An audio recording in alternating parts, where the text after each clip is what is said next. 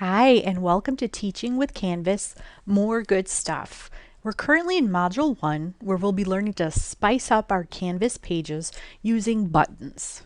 The first step for this assignment is to navigate to the free tool called Da Button Factory. The website is just simply dabuttonfactory.com, and in the course you can click this button. I have it open up here. The site, when we get to it, looks pretty easy, simple to use. It's nice to navigate. In just a few clicks, literally, you'll have your very own customizable buttons.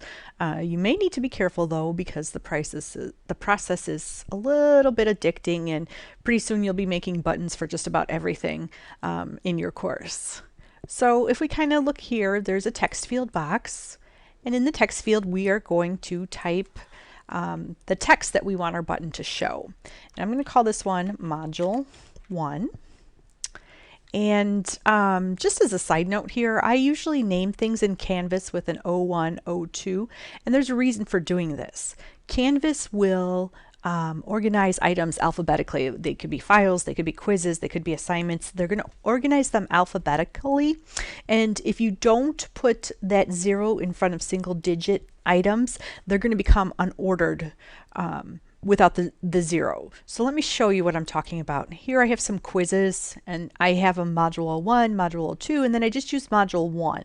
And we would typically expect that Module 1 would be up here by Module 01. And then it goes down to Module 11, okay? And then Module 3 is here. And really, numerically, we'd want it to be 3 is up here and follow suit. But it doesn't do that unless we put the 0 in there. So that's why I use that in the course. And you'll see the buttons that were created here have O1, O2. It just helps keep things cleaner and makes it work well, especially when there are items like quizzes that you can't control the organization of, and alphabetically is your only option. Okay, so back to here, we have our Module 01, and we can click Enter, and we have a button, just as simple as that. But now that we've established the text, now we can kind of go through here and make adjustments to the button itself. We can start with the font, and we can just kind of play around and see different font faces and see what that does. There's not too many here, but we get enough to get a picture. I kind of like that one. And we can either make it bold or italic, and you just kind of play around with these things, make it a little bit bigger. I may change the color of the font itself. Let's see what it looks like in yellow. Okay. And then I can do some fancy text shadows, and this is just where I put it here, and now you can see there's a shadow underneath the letters, which is really cool. I could also change color there. I think I'm going to leave it black. Yeah, I think black is a nice contrast. So I'm going to leave that there. And right now it looks pretty good. I like to switch this size here. The size button in this drop down field says adapted to text. Our other option is fixed. And I usually do my buttons fixed, and I'll show you what I mean. If we go back into the course, we have buttons here. When you choose that fixed status, you can see that like the idea center, the letters themselves are wider than this module here. And since they're wider, the actual button, the normal default, would make the button wider and would have made this one smaller. But when I select fixed, I'm making all of the buttons the same size, and that's what gives me this nice grid and pattern. So that's my recommendation. You'll find what you want to use, but fixed is what we're going to do here. So we keep it fixed, it's going to stay the same size. So that means I can change the text, I can put, something else in here, and if I go to change it and call it Module 407, you see that the text kind of is being taken off because that's too much in there. So I might have to bring my size down. The button size doesn't stay, or the button size doesn't change. My font size has to change. So I'm going to bring this back to 01, and and click enter. And I want to pump up my letters here.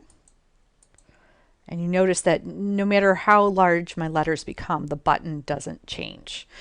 If I had kept it the other way, and I put in all that other stuff, and I hit enter, I'm going to need a very long button, and I don't want that. So I'm going to change that back, fixed, and I'm going to come here and delete the nonsense, and I'm going to hit enter.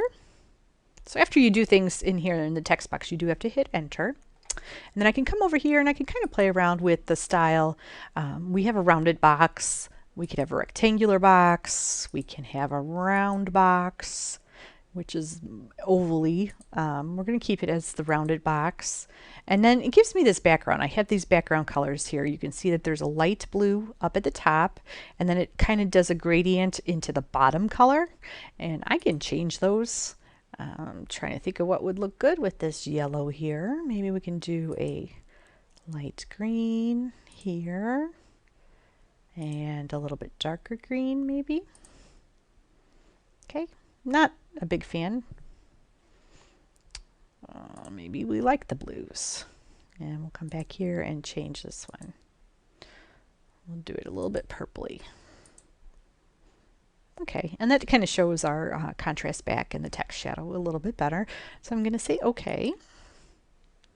And if I didn't like that shadow on there, I can decrease it. That looks a little bit better. If I click this button, there's a bubble effect, and it kind of like bubbles the two colors in the gradient there. We'll take that off, and then I can apply a border here with another color. I can make it a thick border. I went with these purpley colors, so maybe I'll go like that. Not loving it, but you see, you can play. And that's one of my things, is that you've got to play in order to figure out what you're working on and figure out what you like best. And so I can make a shadow, change the direction of the shadow. I've got lots of options here. So for now, I'm going to say, if I take these off, I just want this simple button. So the last step to creating your button is to save it, download it, and save it to your computer as a PNG file, a portable network graphics file, which means it's going to keep its size and shape in different places, and it's going to hold together nicely in different environments that you're going to be using your button. So that's what we want. But what I like to do is, before I do that, I'm not good at remembering what font, what color, the size, the radius, and that kind of stuff. So what I like to do is I like to take a screenshot of the of my settings and hold on to that, because I may come back to this tomorrow and make another button for module 2, or I may come back and make one for module 12 weeks into the semester, and I'll be like, oh, I don't remember what I did. So there's a tool that is on your computer if you're using the desktop HPs that we have at school here, and it's called the snipping tool, and I'm showing you where to find it. It's in accessories, and it's this little guy with the scissors here. And this is just for me because I can't remember anything. I'm going to come, I'm going to come and I'm going to drag and make sure I get all of the information. I want to have all of the information here, and I do. And so then I'm going to say save. So it's made a picture for me. I'm going to call this module button settings, and save. So now I can go back and I have an archive of what I did. So if I lost this information, I will have it back again because I've made a picture. Not necessary, but it's just a little thing that I like to do. So I'm going to close this. And then now all we have to do is download our button. And it's going to prompt you to open or save. We can open it and view it. So here is my button, and here's where I can save it. So I can save file, make a copy. I'm going to save it as button 1. I like that.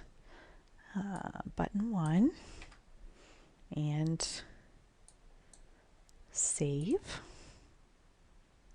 And so now it's on my computer. If I go to look at my computer, I should be able to call up that button and use it in my course. So there you go. We've made a button. Let me show you one other thing. There are example buttons in here. If you're not that creative and if changing all of that gives you palpitations, there are some examples. And we click on here. If we find a button that we like, ooh, I like this OK button, we can edit it. And it already has everything figured out for us, so all we have to do is change the text. And I'm going to change mine. I'm going to say play. And we might have to take this down a little. It is a fixed size, so maybe I'm going to take my font down a little. And now I have a play button. And that was found under examples. So there's all sorts of examples that you can use in here that if you're a little leery of changing things on your own, you can come in here and pick one out. It's already made. Just change and modify. Press enter and you have a new button. And again, you would download it. You may want to save your things with the clipping tool here so that you know precisely what you did. But other than that, that's a button and that's how you make it. Super easy. Thanks for listening.